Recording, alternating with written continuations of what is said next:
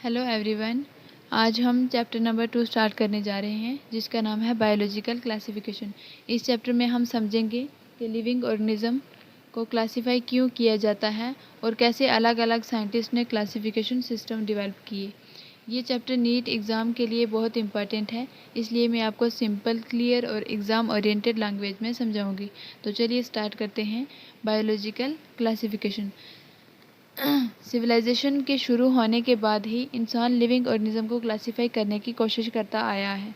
शुरू में classification scientific नहीं थी, बल्कि इंसान की ज़रूरतों पर बेस्ड थी, जैसे खाना, रहना और कपड़े। अरिस्टोटल पहला व्यक्ति था जिसने क्लासिफिकेशन को थोड़ा साइंटिफिक बनाया। उसने प्लांट्स को ट्रीज, शर्ब्स और हर्ब्स में बनाया और एनिमल्स को दो ग्रुप्स में डिवाइड किया, एक जिसमें रेड ब्लड सेल है और दूसरा जिसमें रेड ब्लड सेल नहीं है। उसके बाद आए थे लीनियस। लीनियस ने टू किंगडम क्लासिफिकेशन सिस्टम दिया, जिसने सिर्फ दो किंगडम बनाए, एक था प्लांटी और एक एनिमलिया। इस सिस्टम में सब प्लांट्स को प्लांटी में रखा और सब एनिमल्स को एनिमलिया में रखा। लेकिन इस सिस्टम में कई प्रॉब्लम्स थी, जैसे यूकैरियोट्स और प्रोकैरियोट्स का डिफरेंस नहीं बताया था, यूनिसेलुलर और मल्टीसेलुलर ऑर्गेनिज्म को अलग नहीं किया गया, फोटोसिंथेटिक और नॉन फोटोसिंथेटिक ऑर्गेनिज्म को भी साथ में रखा था। बहुत से ऑर्गेनिज्म ऐसे थे जो ना प्लांट्स में फिट होते थे और ना ही एनिमल्स में, इसलिए two kingdom classification system inadequate माना गया। फिर साइंटिस्ट ने ये महसूस किया कि सिर्फ एक्सटर्नल फीचर काफ़ी नहीं होते, सेल स्ट्रक्चर, सेल वॉल का nature, mode of nutrition, habitat, reproduction और इवोल्यूशनरी रिलेशनशिप जैसे फीचर भी इंक्लूड करना चाहिए। इस वजह से क्लासिफिकेशन सिस्टम टाइम के साथ चेंज होते रहे। उसके बाद आए R.H. विटेकर 1969 में, जिन्होंने 5 किंगडम क्लासिफिकेशन सिस्टम दिया। इन्होंने इसमें 5 किंगडम बनाए, एक था मनोरा, प्रोटिस्टा, फंजाई, प्लांटी और एनिमलिया। इस क्लासिफिकेशन के का बेस था, किसके बेस पर मतलब ये क्लासिफिकेशन किया विटेकर ने? Cell structure, body organisation, mode of nutrition, reproduction और फाइलोजेनेटिक रिलेशनशिप, ये बेस था 5 किंगडम क्लासिफिकेशन का। बाद में 3 डोमेन सिस्टम भी आया, जिसमें मनोरा को दो पार्ट्स में डिवाइड किया गया, लेकिन आगे की क्लास में ये हमें आगे की क्लास में पढ़ाया जाता है। अब हम one by one 5 kingdom classification को समझेंगे। किंगडम मनोरा, सबसे पहली बात करते हैं किंगडम मनोरा की। बैक्टीरिया सबसे ज़्यादा पाए जाने वाले माइक्रो ऑर्गेनिज्म होते हैं जो किंगडम मनोरा में पाए जाते हैं। ये मिट्टी, पानी, हवा और एक्सट्रीम प्लेसेस जैसे हॉट स्प्रिंग, डेजर्ट और डीप ओशंस में भी मिलते हैं। कुछ बैक्टीरिया पैरासाइट होते हैं जो दूसरे ऑर्गेनिज्म के ऊपर या अंदर रहते हैं। शेप के बेस पर बैक्टीरिया 4 टाइप्स के होते हैं। कुकस जो गोल शेप का होता है, बैसिलस जो रॉड शेप के होते हैं, विब्रो जो कॉमा शेप के होते हैं और स्पिरिलम जो स्पाइरल शेप का होता है। बैक्टीरिया स्ट्रक्चर में सिंपल होते हैं, लेकिन इनका बिहेवियर कॉम्प्लेक्स होता है। कुछ बैक्टीरिया एटोट्रॉफिक होते हैं, जो अपना खाना खुद बनाते हैं, उन्हें एटोट्रॉफिक कहा जाता है। ये फोटोसिंथेटिक और कीमोसिंथेटिक भी हो सकते हैं। ज़्यादा बैक्टीरिया हेटरोट्रॉफिक होते हैं, जो डेड ऑर्गेनिक मैटर या दूसरे ऑर्गेनिज्म पर डिपेंड करते हैं। उसके बाद है आर्की बैक्टीरिया। अब बात करते हैं, ये जो आर्की बैक्टीरिया है, ये एक्सट्रीम कंडीशन में भी सर्वाइव करते हैं, जैसे salty area, hot spring, meshy places. इनकी सेल वॉल नॉर्मल बैक्टीरिया से अलग होती है, जो इन्हें हार्श कंडीशन में जीने में मदद करती हैं। मेथनोजन्स जो होते हैं, ये काऊ और बफेलो के गट में पाए जाते हैं। अब आते हैं यू बैक्टीरिया, जिन्हें ट्रू बैक्टीरिया भी कहा जाता है। इनमें रिजिड सेल वॉल होती है और कई बैक्टीरिया में फ्लैजिला होता है। साइनोबैक्टीरिया में क्लोरोफिल होता है और ये फोटोसिंथेसिस करते हैं। ये नाइट्रोजन फिक्सेशन भी कर सकते हैं, जैसे नोस्टाक और Anabaena. Chemosynthetic bacteria inorganic substance को ऑक्सीडाइज करके एनर्जी प्रोड्यूस करते हैं। हेटरोट्रॉफिक बैक्टीरिया डिकम्पोजर के रूप में काम करते हैं। ये कार्ड बनाना, एंटीबायोटिक्स बनाना और नाइट्रोजन फिक्सेशन में यूज़फुल होते हैं। कुछ बैक्टीरिया डिजीज़ भी काज करते हैं, जैसे क्लोरा, टाइफाइड और tetanus. Bacteria mainly binary feature से रिप्रोड्यूस करते हैं। अनफेवरेबल कंडीशन में स्पोर भी बना लेते हैं। माइकोप्लाज्मा सबसे छोटे लिविंग सेल होते हैं और इनमें सेल वॉल नहीं होती। अब हम मूव करते हैं किंगडम प्रोटिस्टा की तरफ।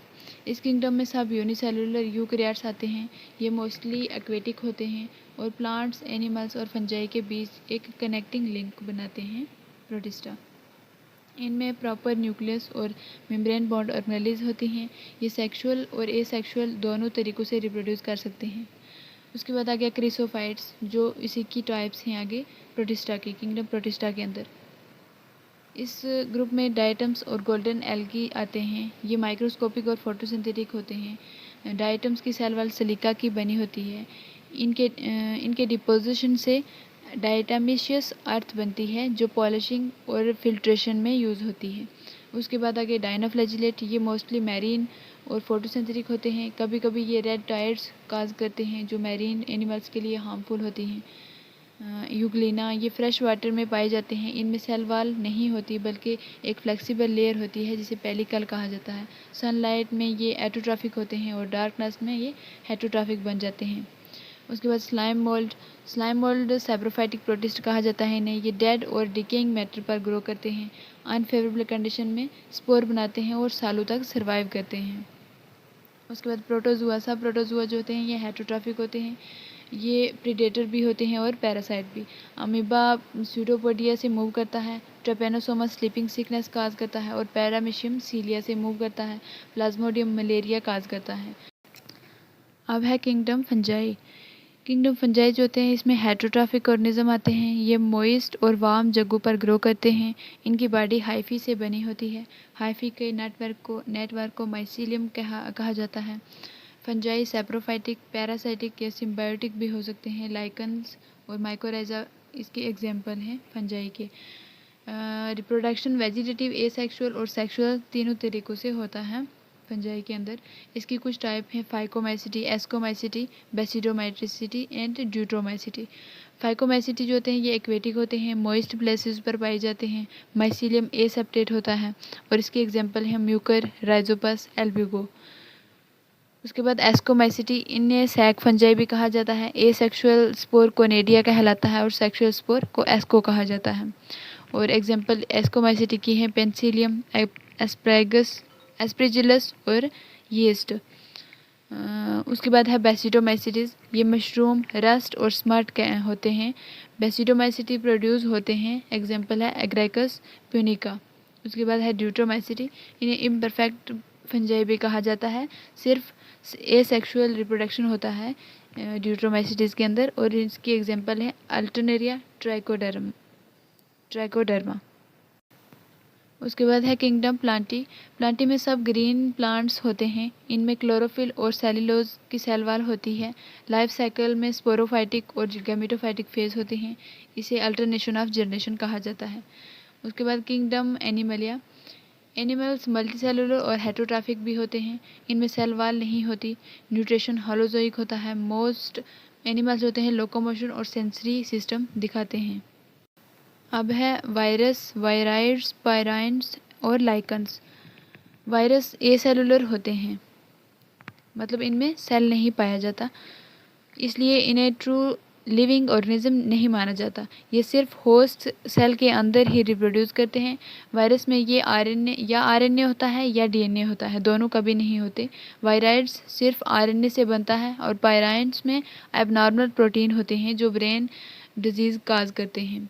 लाइकन्स एल्गी और फंजाई के साथ सिम्बायोटिक एसोसिएशन होते हैं। ये पोल्यूशन इंडिकेटर भी कहा जाता है लाइकन को। तो दोस्तों, आज chapter number 2 biological classification complete sequence wise explanation simple और एग्ज़ाम ओरिएंटेड लैंग्वेज में हमने समझा। अगर आप नीट की प्रिपरेशन कर रहे हो तो इस चैप्टर के कॉन्सेप्ट और एग्जाम्पल ज़रूर रिवाइज करिए। अगर आपको ये वीडियो हेल्पफुल लगी तो लाइक करें और इस चैनल को सब्सक्राइब करें। नेक्स्ट वीडियो में हम इम्पॉर्टेंट चैप्टर के साथ मिलेंगे फिर, जिसका नाम है प्लांट किंगडम। तो तब तक के लिए कीप स्टडिंग, स्टे फोकस्ड और बायोलॉजी को इजी और इंटरेस्टिंग बनाओ। Thank you for listening.